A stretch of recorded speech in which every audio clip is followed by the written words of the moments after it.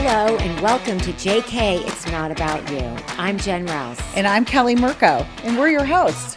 We're new empty nesters, and we're here to talk about what the next chapter looks like. For so long, we were taxi drivers, Domestic engineers, chefs, tutors, cheerleaders, and everything else that goes along with being a parent. no days off, no paid vacation, and very limited time to pursue our own passions.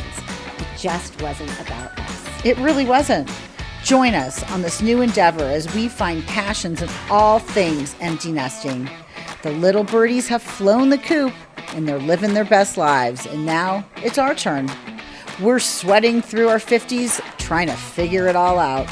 From resetting on marriage, navigating divorce, dating at 50, we're here to reclaim our calendars, our bodies, and our newly found identities in this confusing yet exciting new phase of life. So grab your glass of wine or beverage of choice, your cozy sweats, and join us as we unpack all things real in our 50s.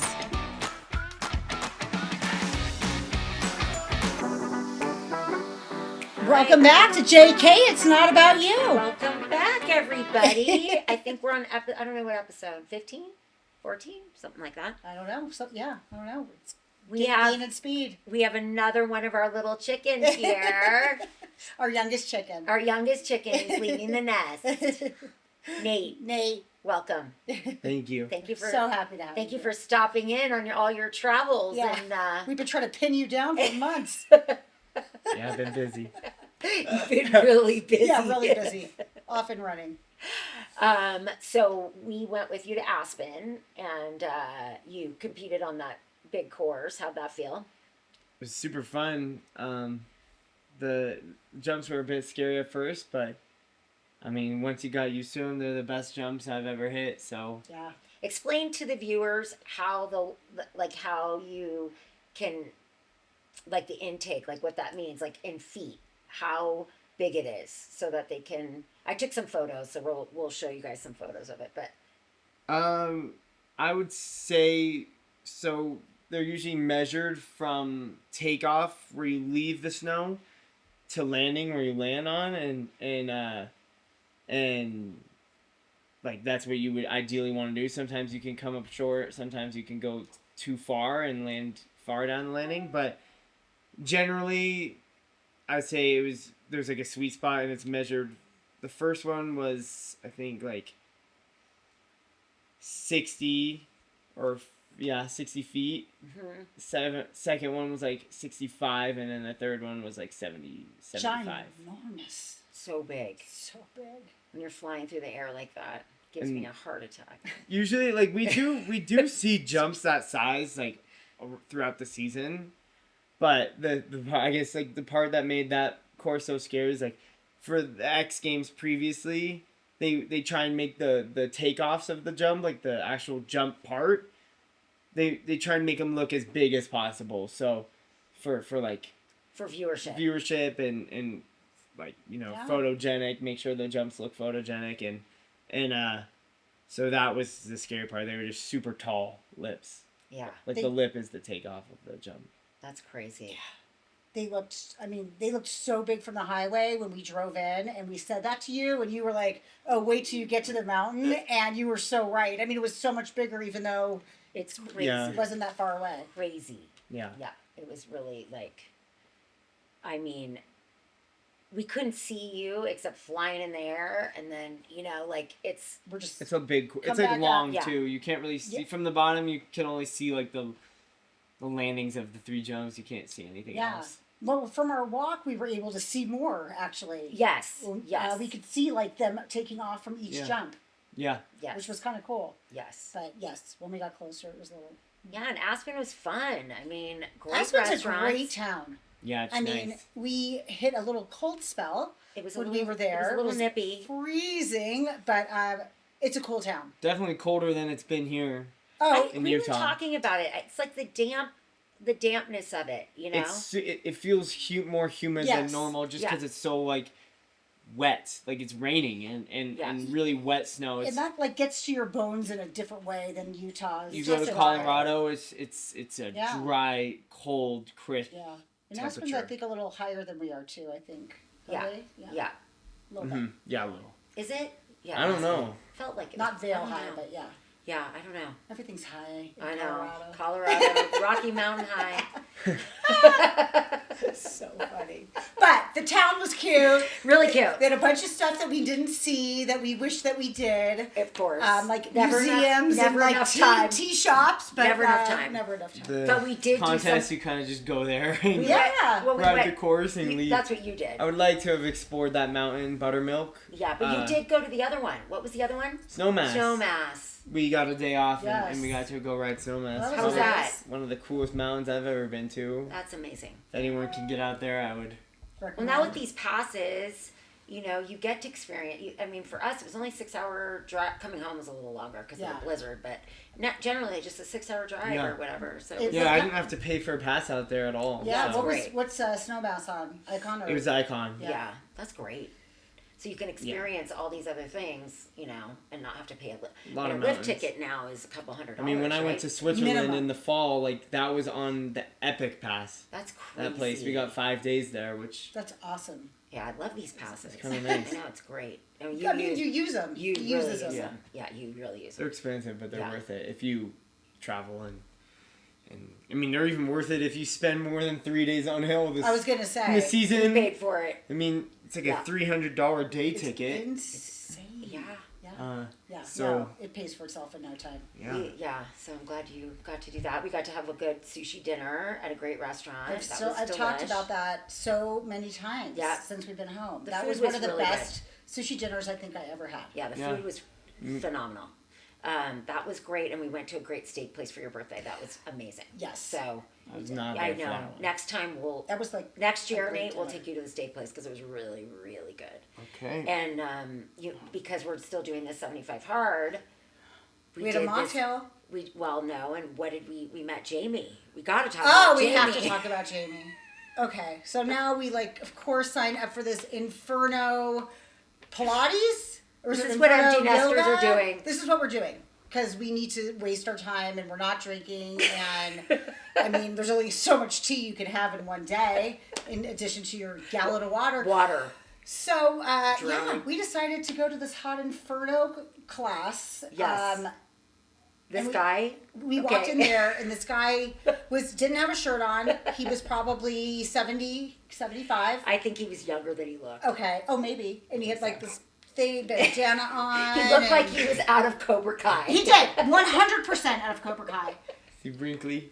Yeah. And he, 100%. It was He was totally actually him. in really good shape. But he was the kindest man. He He was in welcomed really us. good shape.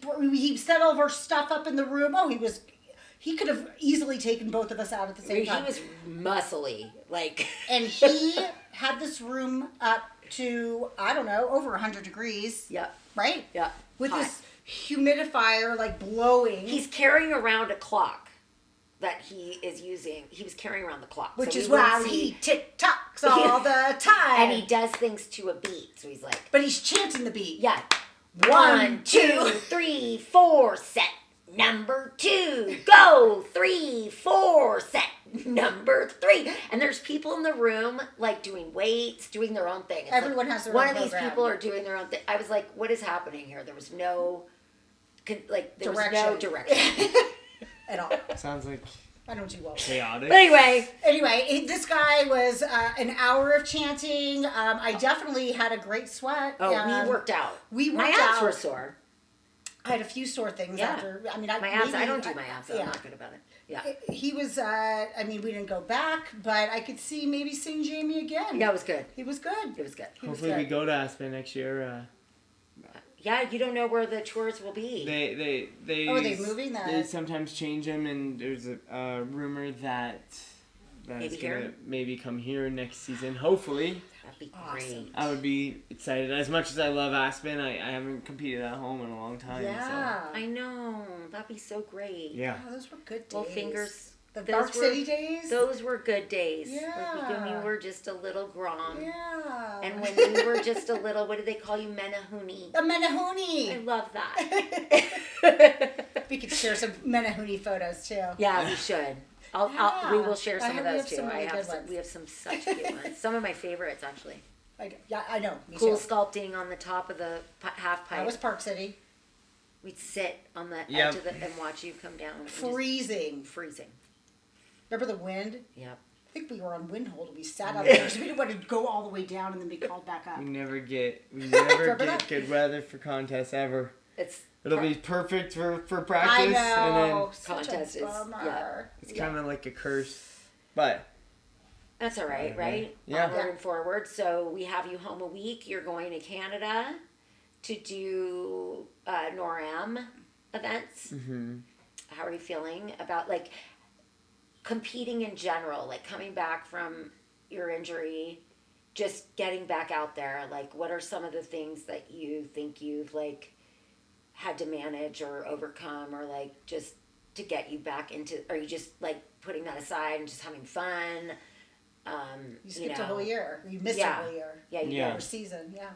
It's a long time. Yeah, I mean, this is I didn't compete at all last season, so like it definitely was a little weird to be like back in like a bib at a course, like Big course. knowing you got I guess 2 chances to land like a full run. So it's kind of like it definitely you get better at it like the more you do it. So taking a break from it, coming back, it's hard to kind of get back to like the flow. So that's why this season hasn't been quite as successful as I would like it to have been. I mean, it's not over and I've gotten better each contest, but it's definitely it's different than just riding and practicing. Yeah. There's like a sense of Anxiety. I guess anxiety, or not really anxiety, more just like Urgency. sense of urgency to just get it done there. And you feel like you have to perform, and you feel that pressure. And yeah. Well, I know we talked to Elias a lot about, the pressures of parents, and I think we've talked to Jay about that too, and I think we're well versed on that. But like, for me, your sister was so, following the trajectory of high school, graduating, going to college. The college application thing was a little rough, but now that's her future, and going to law school and school and job and kind of the normal, and you are kind of taking a different path. So it's a little different. It's weird for me. I mean, I know we applied to the U and you got in and your options are open there, but like, how do you feel about that? I feel confident in my plan. I know it's not quite what people see normally, especially just people who might not be like in the snowboard like industry. Like, I know technically you're a parent of it and you see everything that's going on, but the people that I look up to and I've seen their whole plan work out. Like, I know how they did it, and I know like how I'm gonna do it to get there. I think school is also important, just because like most sports, you can't compete in snowboarding for very long, let alone just do it at a professional level. So I think it's important to find something after.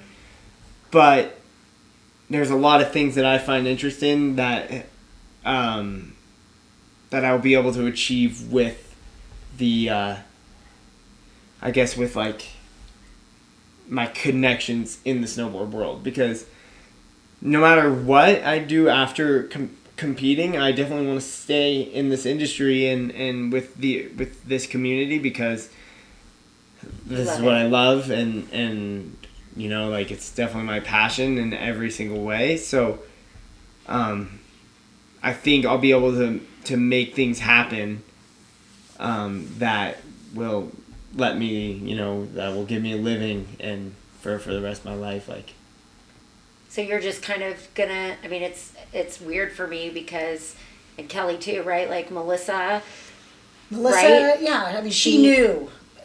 She knew, like Sarah, like they had a plan. They stuck to a plan, and it's like what a lot of parents have to do. And you send them off to college, and that's one way, right? Yeah, but like Elias, even though he did go to school right away, he's changed his major a few times. and pretty much started over after that first semester and a half. I mean, and he's only taking, 3 classes. I think next year he wants to focus more on climbing and take 2, maybe 1. So he's kind of on a similar path as far as he's not going to graduate in 4 years, and it might take him 6, it might take him 7, whatever it takes him. He's 19. He's going to be fine. So I'm not in a rush to watch him graduate. I think that he's going to do it in his due time, and he's fortunate to be able to do 2 things, great. Which is great. Yeah. I mean, I'm sure it's very similar with climbing and Elias, but like with snowboarding, the more you're on a climbing wall, the more you're on a snowboard strapped in, like the better. If you can, like, pretty much go year round, you're gonna have a huge advantage, like, over every other competitor, just because you don't have that moment of, like, I guess, like a break or like a time to kind of get the rust back on. Like when the season starts, you always kind of have to knock the rust off and get your board control back. I'm sure Elias has to get some strength back when competition season begins. But if he stays climbing and I stay snowboarding just year round, and we don't lose that momentum that you build. True. Yep. It's crazy how actually much more successful you become. Absolutely. And I'm not saying it's not possible to do that with school. You can do online classes. You can do, there's many professional athletes that have, in some eyes, have done it all, like modeling, going to Ivy Leagues, and being, winning the Olympics. Yeah, Aileen Gu. Yeah, and Chloe Kim. Yep, all these riders are very, very talented, and very good. Like they do really well in their sport, and then they're also very smart and go to a very nice school. But if you look at the pattern, most of them didn't go until, like Chloe Kim, she didn't go until after her first Olympics, because she wanted to put her priority in becoming the best pipe rider, half pipe rider in the world, and so she spent pretty much every day in the half pipe, like getting better, and it worked. And she it did worked, it. and so she won the Olympics, and then went to school, and yeah, she took some time off, but now she's back, like, riding every single. She wants to go again. I mean, yeah, she's been winning all the events still. Oh, I haven't been paying And attention. I think a good point of that to, like, people that are listening that have kids that are competitive like you, or even in, even less, they don't need to be at that level even, but someone that has a passion about something that they love, and there's, 17, 18, 19, 20, call it. And you're able to, help with that passion and give them, the support to either do that full time or do school, part time, or whatever the combination may be. It's okay to let them start a little bit later. It's okay to take a little more time. I just think that that's an important piece to get across, that just because you get it done at 22 or 23 doesn't mean that you really know what you're doing. I mean, you still have the degree, and you won't have the same college experience as your sister, as like freshmen move in and living in a dorm and all of that, but you're going to have other life experiences. And I think that's the biggest takeaway here, like as far as what I've had to learn, having completely two different, and you too, really, we're both kind of living that. And I wish that in hindsight, before, maybe there's some viewers that have kids that are just applying for schools and having that pressure and knowing like college. Sometimes, maybe it's okay to take a break, go to community college, explore your passions. The society, the pressure to do that, like right out of the gate, and you got to graduate by like all these time restraints are a lot. It's a lot, and I think, back to this Mel Robbins let 'em theory, let all these people judge and have their opinions and tell you what they think you should do. I think at this point it's fair to say we know what's best for our kids, or we're going to at least give it our best shot, with lots of feedback, I'm sure. But it's okay. Yeah. You know, like, I don't feel like I need to live, like, oh, Elias needs to graduate in 4 years, or you can't change your major, we've already made a commitment. No. You know, like, whatever you're going to be doing, you're going to be doing for a very long time. Love it. Yeah. And if that means you change your mind 5-10 times, change it. Because you don't want to be stuck. Yeah. And I just think that's a really And I think that's like the important biggest thing I'm trying now in this phase, in this next phase. We were talking the other day on the phone about like how parenting young adults, because you're going to be 18 in June. You know, you're not a baby anymore, and you know we have to sort of step back and you know, parent differently, right, Kel? Like you were saying, you know, it's hard. It's hard because you want to weigh in so much on our opinion. I do anyway. Like control a situation or like think that I know, you know, and and I think I said something good. Yeah, you did. Which I've been making a huge effort to do is, you know, Melissa had the situation in Aspen that I was on the phone with her. Yeah. You heard it all. And, you know, like I immediately wanted to just tell her what to do. Yeah. Or give her my opinion on what I thought was best. And instead of doing that, I asked her what her opinion, I wanted to see where her head was. I think it's just so important. Like, okay, you're 22 years old. This is kind of a big deal.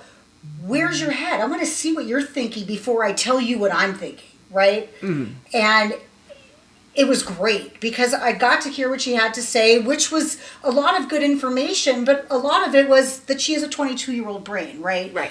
It doesn't have so the experience. You still have to weigh in. You have to navigate, but I wanted her to learn. Right. I don't want me to, you know, vomit my opinion on her. Yeah. So it was just a good exercise. So yes, to your point. And now I'm getting that challenge with him because it's so easy for me to be like, oh my gosh, you know, you got a good scholarship to the U, start the U, you know, and you're like, well, wait a minute, Mom, I think I may want to defer, you know, and I'm really trying to let things kind of evolve and play out. And I, of course, want you to have your footing on something else. It's always good to have a backup plan, as we've learned with, you know, who knows what can happen, right?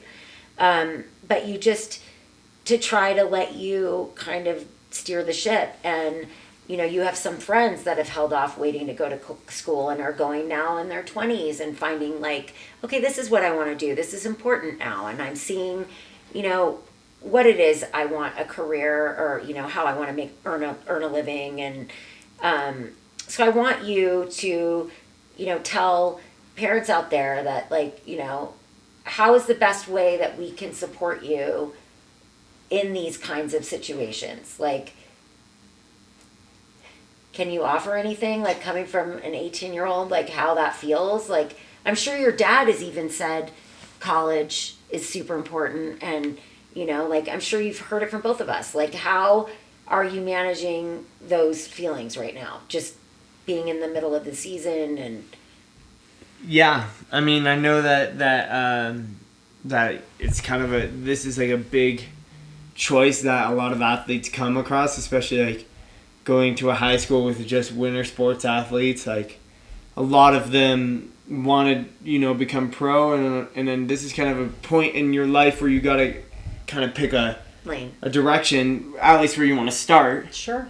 So, you know, I saw a lot of kids quit their sport, apply to colleges, get into some great colleges, like, you know, sure. And a lot of my best friends, like, do that. And, you know, that's hard, like, doing something your whole life and then, you know, saying that you're going to stop it and take a different route is definitely a tough thing to do. And I think it takes a very strong person to do that. But for me, and I'm sure there's a lot of other athletes out there that feel the same way, that they feel like they have to make a decision right now and they're pressured into maybe stopping the sport because they're like, oh, I might be a little behind and I'm going to take this safer route and you know, just go to school and you know, because I'm not the best right now. It's not a guarantee that I'm going to do well. Mm-hmm.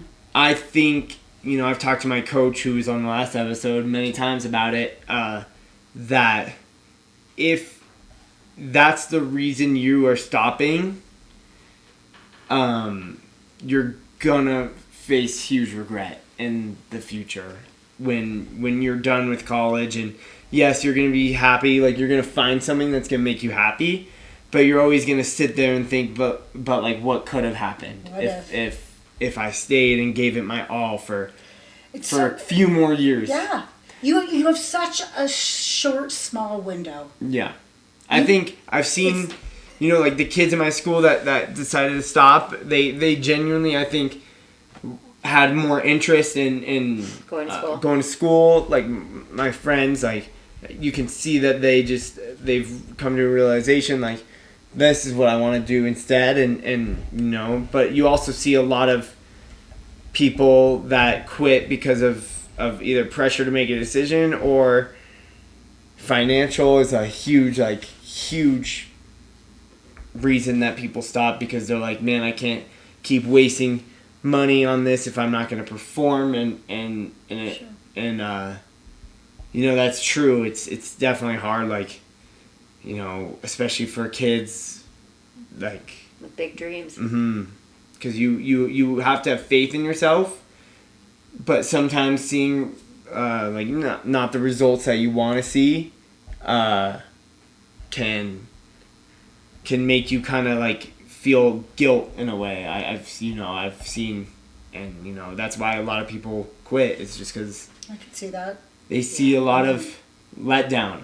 There's this sport is like 90% failure, and so when sometimes it feels like 100% failure. Yeah. So it's tough. Sad. It is tough, but it the 10% success is like what keeps people going. Absolutely. Yeah. No, I think it's great. I think that if you could afford to do it, I think you should be supportive as a parent, and I don't think that you should let your kid know how much you're spending to get them where they're going. Yeah. I think like that pressure is not necessary. No. Again, I'm sure we've touched on it because you guys put enough pressure on yourself. Yeah. But yes, I understand that being a reason to not go on past high school. And I will say, like, Melissa would be a good example. She knew, like, in 10th grade she didn't want to do Nordic, but she knew it was really good for her. Like, she was happy to, like,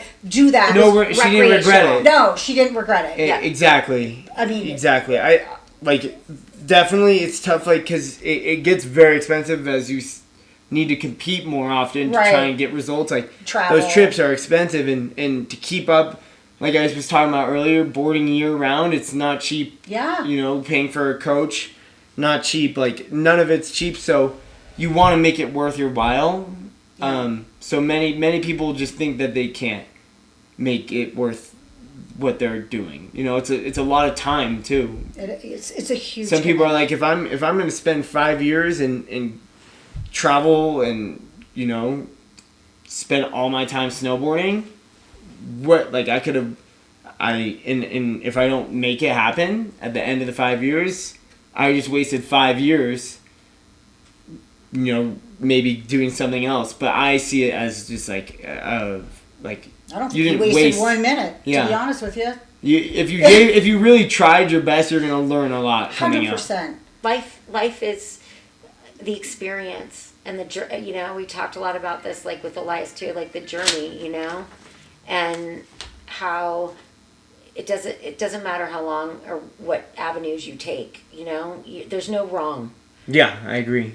Every decision has a different, like, it's like a tree branch. Like it leads to different decisions in the future, but not one decision would be wrong. I think. I agree. I think maybe if I were to say, like, I don't want to snowboard anymore, I want to go to school in the fall, that would bring me to a completely different side, a whole new world. Yeah. I would be happy in that world, of course. Like, there's always a place to find happiness. If you can't afford to pay for your sport anymore and you need to start doing something else, you can find happiness for sure.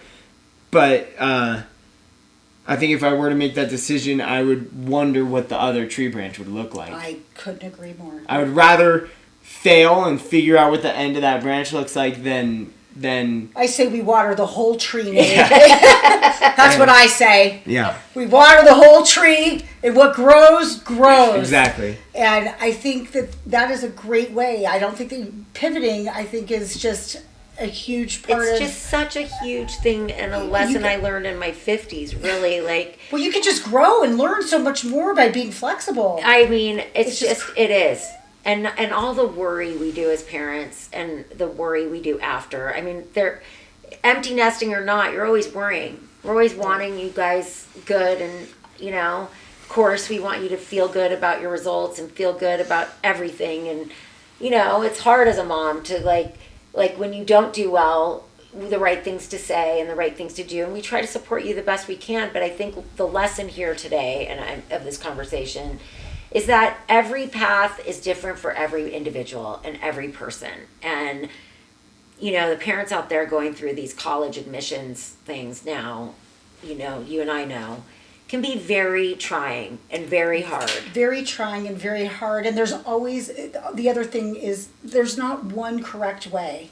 I think, like many things that have evolved in the last few decades, every aspect of life, this is another one of them. More people need to get back into trades. We're missing trades. I mean, there's just a standard was set. I'm not sure when that this was the program. This is what you're supposed to do. But it doesn't have to be that. It doesn't have to be that way. And you know what else is crazy is the capabilities online now. Oh. Yes. COVID helped us with that. I mean, you don't even have to really, like before you had to be in a classroom. Yeah. Like when you and I were in school, it's you could do everything. Your the whole world entire is degree really online. your oyster. Yeah. Like you can do It's whatever. true. So, well, thank you, Nate, for stopping by and talking to us today. Of course. And I wanted to just say you were so articulate. I'm very proud of you as your mom. Like, how well thought out you've really thought about your future and your life, and it shows a lot about your maturity. Thank you. Yeah. You have some Growing good up. big decisions to make, and we're excited for you. Yes. Yeah, me too. I'm Rooting excited. for you along the side. That's all I'm doing.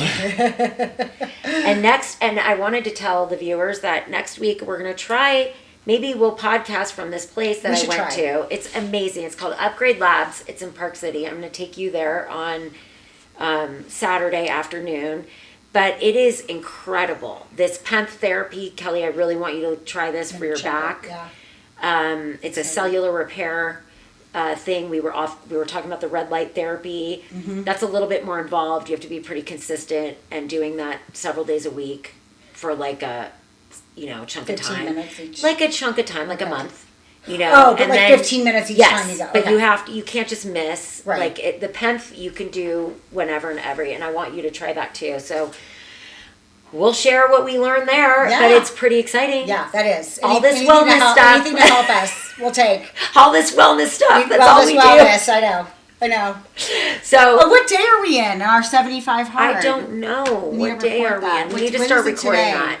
Today is the 20th. So we are 19 days in on this month. So we're 49 days in. Wow. Dang. Look at us. You guys are well over halfway. Yeah. Because March 17th is our last night. So the 18th we can freedom. I know. Whatever. But you watch how much we keep. I said that to you earlier today. I know. I said I feel so good walking. I love the walking. Like it's so nice. But I'm gonna have to like cut something out. I can't work out. Oh, I know. Like we can't work out 3 hours a a day. It's crazy. It's too much. Yes, for sure. For sure. That's and part it of will the be, challenge. And it will be nice. No, because we're trying to. It's just. Yeah. For sure.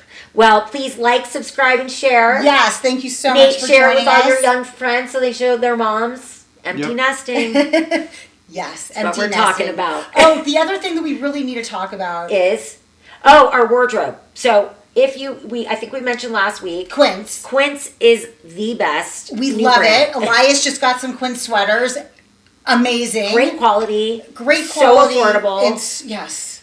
We're big Quince fans. Yes. And then my sister-in-law, perfect white tee. Those are our other favorite. Our two favorite items that we've been really loving. And these are both Quince. Yep, Quince. Yep. Yeah. So anyway, we wanted to shout out to these two brands today because love 'em. we've noticed we were wearing them every day. Yeah. And we're So- bringing the brooch back. We'll be talking more about that on the next episode. You need to bring I a know. selection, I do. Pin 'em up. and we can do the brooch. Okay. The brooch is back. The brooch is back. So just a little tidbit there. Cliffhanger, yeah. Little cliffhanger. All right. Anyway. Okay. Enjoy thank your you. week, everybody. Yes, have a great week. Thank you for tuning in and listening to this week's episode of JK, It's Not About You. You can write in and ask your questions on our show's Instagram page at JK It's Not About You, and we will address your questions on the next week's episode. If this episode helped you, we would love for you to share it with your friends and family. Share the fun with all those that can benefit from a good laugh or cry with us. Please rate and review the show on Apple Podcasts and Spotify, and we would greatly appreciate you. See you next week. Bye-bye.